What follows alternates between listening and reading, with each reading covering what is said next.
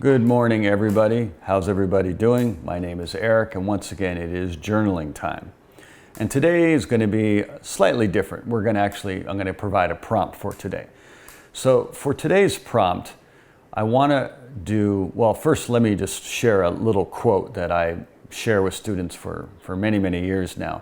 And I share it with myself, and it helps me understand how things are, or more importantly, how perception relates to reality. So, perception orients belief. Belief dictates action.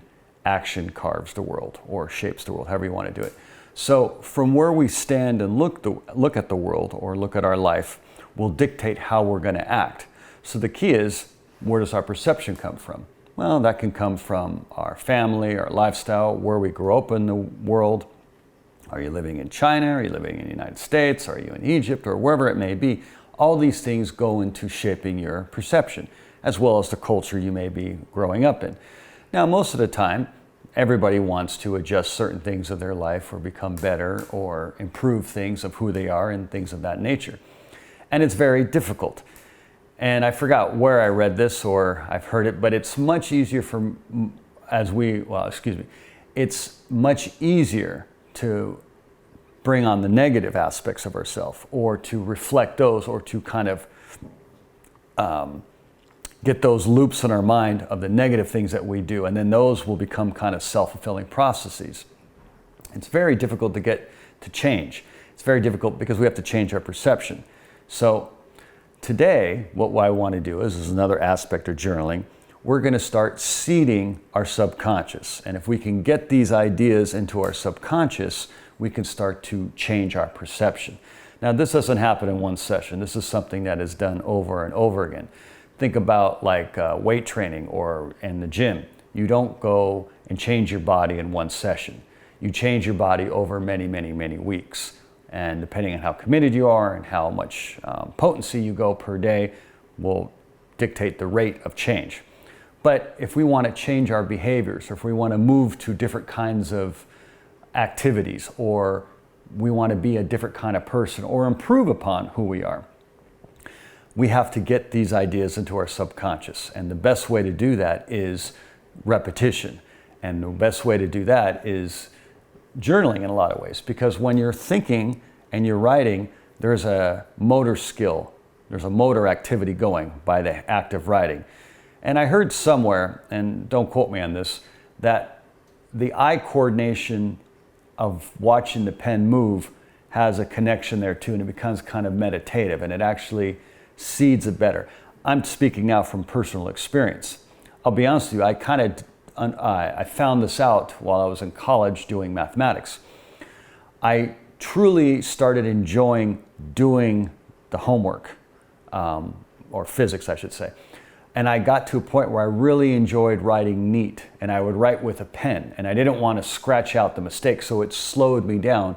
And when I slowed down, I realized that the work that I was doing, whatever I was solving or whatever I was trying to figure out, became much more ingrained in my head because I was slowing down and I was more focused on it. And I don't get the same kind of potency or the same kind of absorption of information, as if I was typing. So I know you wouldn't necessarily do that with math or physics or something, but like if you're writing a paper. This is why writing by hand, I feel, is so much more important, because when you type, you're not seeing your fingers, you're looking at the screen. So that's different. So there is something there. So when we write, we get these ideas into our head.